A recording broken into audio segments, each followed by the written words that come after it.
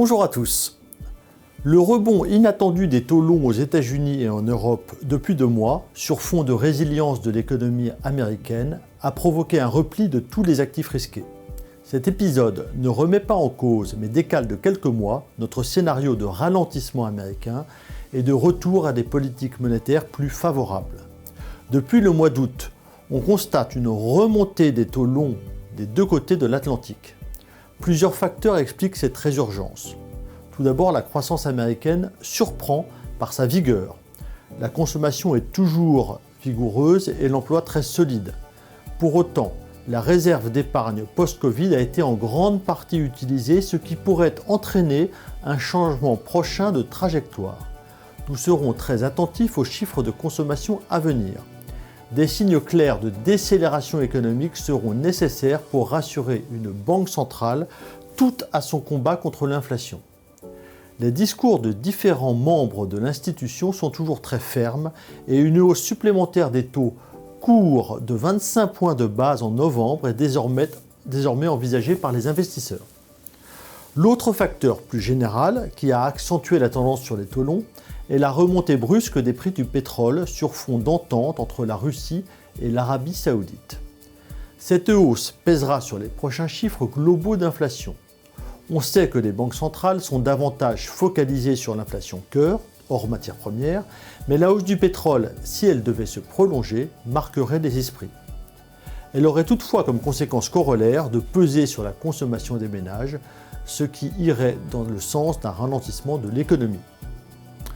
Du côté de l'Europe, nous ne voyons pas la même résistance économique. La croissance européenne est à plat, masquant des divergences notables entre certains pays dont l'économie est en repli, à commencer par l'Allemagne, et d'autres qui tiennent mieux, dont la France. La chute d'activité européenne est essentiellement industrielle.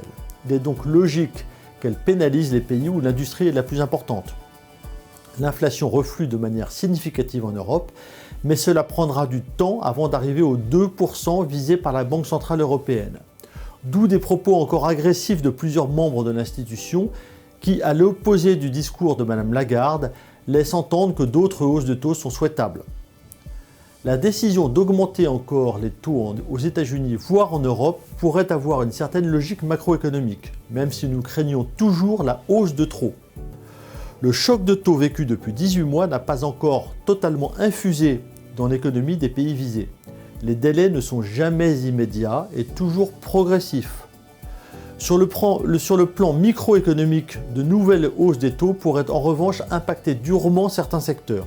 On pense par exemple aux banques régionales américaines, déjà touchées fin 2022, ou à l'immobilier en Europe, très impacté par les hausses passées. Les banques centrales seront pragmatiques, mais nous réitérons notre opinion que la hausse des taux courts touche à sa fin et que 2024 sera l'année de leur baisse à partir du second semestre. Sur les taux longs, des hausses supplémentaires liées aux spéculations de marché sont encore possibles. Face à cette situation, nous avons souffert dans nos choix de gestion en août et septembre, après 7 bons premiers mois en 2023. Les valeurs de croissance très sensibles aux taux d'intérêt et les petites valeurs déjà très décotées mais souffrant d'un manque global de flux ont été les principales victimes. Nous tenons nos positions dans nos portefeuilles dynamiques, compte tenu de valorisation et de perspectives à 6-12 mois. Nous acceptons la volatilité qui en découle. Pour les gestions prudentes et équilibrées, nous envisageons de procéder à des arbitrages pour profiter des rendements attractifs sur le marché obligataire.